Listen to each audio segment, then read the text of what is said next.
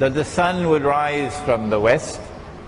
Number 7, 8 and 9, 3, khusuf, plural of khas, an earthquake, shaking of the earth and sinking down, one in the east, one in the west, and the third one in Arabia. You had one in Tamansiri, UK a few years ago. And number 10, that the fire will come out of Yemen and drive people to the place of assembly. This one about the sun rising from the west. I am getting lots of emails, so many, from people who are presenting so much sophisticated argument concerning polar magnetism and providing evidence that one day the earth is going to stop spinning in the direction it is now spinning and it's going to spin in the opposite direction. I am not stopping you from having that view. That's your choice. It is just that I differ with you. Am I not allowed to differ? Huh? Even if 999 out of every 1,000 hold the view that the sun is literally going to rise from the west one day, that's their view. Why can't I have my view? And I am not interested in all of this polar magnetism arguments. It's irrelevant to me. All things are possible with Allah. He is fa'alul lima yurid. But my primary source of guidance is the Qur'an. And so it is to the Qur'an you must turn if you want to convince me. The Qur'an informs me that the sun rises from the east. The Qur'an says so, that the sun rises from the east. It does in Malaysia, doesn't it? From the east. Yeah, okay. And the Qur'an further tells us, لا تبديل لخلق الله, that there is no change in Allah's creation. So nature is uniform.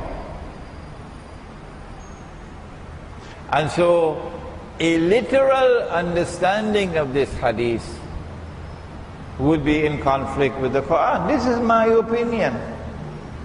I don't see why I should not be entitled to have my opinion. You can differ with me, I don't mind. What about Tawbah? I said that the sun is already rising from the west. The hadith is speaking about a false sunrise. The true sunrise from the east is Allah's sunrise. And the false sunrise from the west is Dajjal's sunrise. So where do we see a Dajjal's sunrise from the west? I say Dajjal's sunrise from the west is modern Western civilization. Modern Western civilization shines like a sunrise that there's never been in history. It is absolutely unique. There's never been anything in history comparable to modern Western civilization. And the only way I can explain modern Western civilization is by accepting that Dajjal is the architect.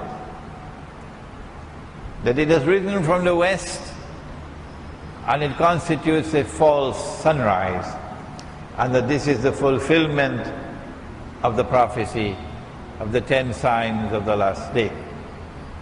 That the door of Tawbah should be closed, this is a more difficult one. My view, and I can be wrong, is that Allah's messenger is not talking about Tawbah for all of mankind. In Akhirul Zaman, one people stand out. One people. And they are Banu Israel. And they have consistently said they will not appear before Allah on Judgment Day singly for judgment. No. We know that we will go for judgment one by one, each person singly. But Banu Israel says, no, we are the chosen people of Allah.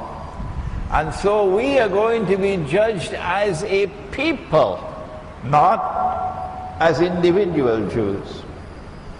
And as a people we'll get salvation, and as a people we'll all enter into Jannah.